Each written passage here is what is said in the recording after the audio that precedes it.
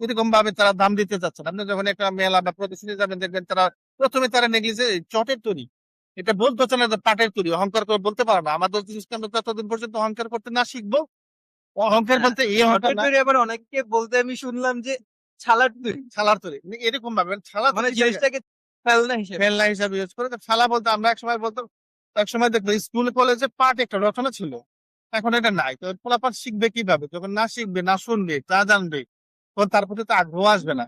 আচ্ছা, মানে আপনার মেন, আপনি বলতে চাচ্ছেন যে আমাদের মেন সমস্যাটা হচ্ছে আমাদের পাটের মার্কেটটা ছোট, আমরা মূল্য দিই না, এই জন্য আমাদের পাটটা বাইরে চলে যাচ্ছে আর অন্যরা এটা থেকে প্রফিট।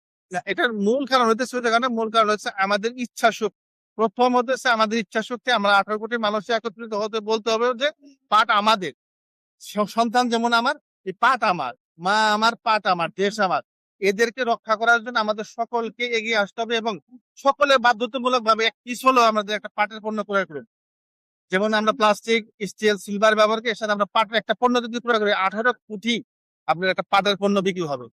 তাহলে আমাদের জন্য যথেষ্ট হয়ে যাবে পাটের জন্য, তখন আমরা বিদেশে বাইরে পে করতে হবে না। হ্যাঁ, বাইরে থাকবে ভালো, তারা বাইরে বিক্রি করবো, বাইরে থাকবে সেটা ভালো, কিন্তু আমাদের তো নিজের আগ্রহ থাকতে হবে। আমার সন্তানের যখন আমি ভালো না বলবো, বাইরে এসে মানুষ ভালো বলতে পারে না কখনো।